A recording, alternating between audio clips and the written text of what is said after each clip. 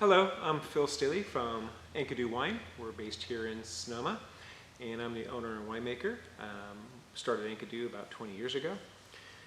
And I'm presenting two Zinfandels that we've been producing for a while now. And they're both actually considered ancient vine, especially the Bedrock Vineyard, which is in central part of Sonoma Valley. And then there's also the Old Vine Vineyard, which is right outside of the square in Sonoma. And I'll start with the Old Vine, or Sonoma County Old Vine Zin, which is the Old Vine Vineyard. We don't vineyard designate it, it's just known as the Old Vine Zinfandel from Enkidu. And this vineyard is it's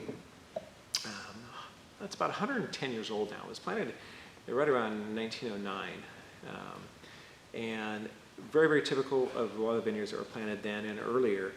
They would interplant different varietals. And so really it's a field blend. It's barely 75% Zinfandel. It is going to have Carignan, Alicante Bouschet, Black Muscat, these large berries. They're the size of boulders.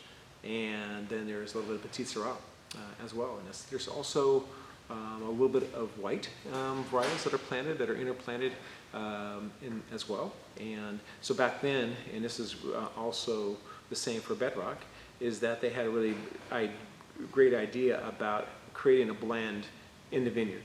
And so they actually call this a field blend, because normally what we do nowadays is that we will harvest from many, many different places, and then we'll take, after we ferment them, then we'll blend it in a winery. Well, this is a different situation. So what they had the idea of is to create the blend in the vineyard itself. So they would plant a couple of different vineyards or vines of Zinfandel, then they may put a Carignan in there, they may put Alicante Bouschet in there, some more Zinfandel, and so forth and so forth. So when it's harvested all at one time.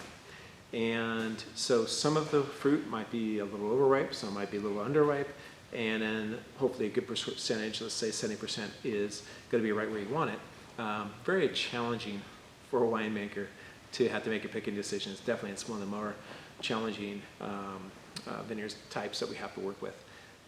It's not homogeneous whatsoever, which I think is one of the things that gives it this charm. We get a little more acid from in youth and vibrance, really from the little underripe fruit, and we get a little more of the richness and some other kind of components that add to the complexity of this wine from some of the a little overripe, and then a really, really good base of 70% that is exactly where we want it.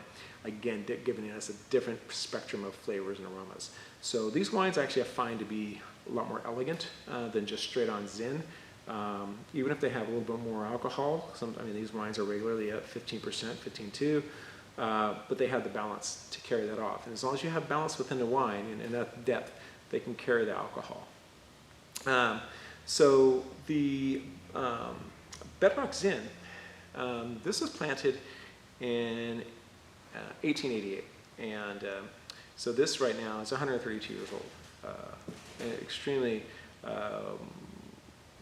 It's a venerable vineyard, really, within California, and it's one of the oldest within Sonoma Valley, along with Buckland Old Hill Ranch. That's also another extremely old vineyard. It's over 130 years old. This will have about 7 to 8 different varietals. A lot of the same varietals that the other wine that we produce did not have Petit Syrah. It had Pélissant, which is one of the one of the mothers of Petit Syrah. And it is, but Petit Syrah had just been hybridized in France when this vineyard was being produced or being planted. It is a little bit more Cabernet or Zinfandel. It's about 85% Zin, with, again, Carignan, Alicante Bouschet, a little bit of, again, the Black Muscat in there, and some of the white vines as well. So there are, scattered in a block that I've been using, there are probably 3 or 4 vines of white varietals that are in there. And the Pélissant, as I say, is in there. I've never had a wine made just from Pélissant, but it must be a brut, because this is how structured and how tannic Petit Syrah can be.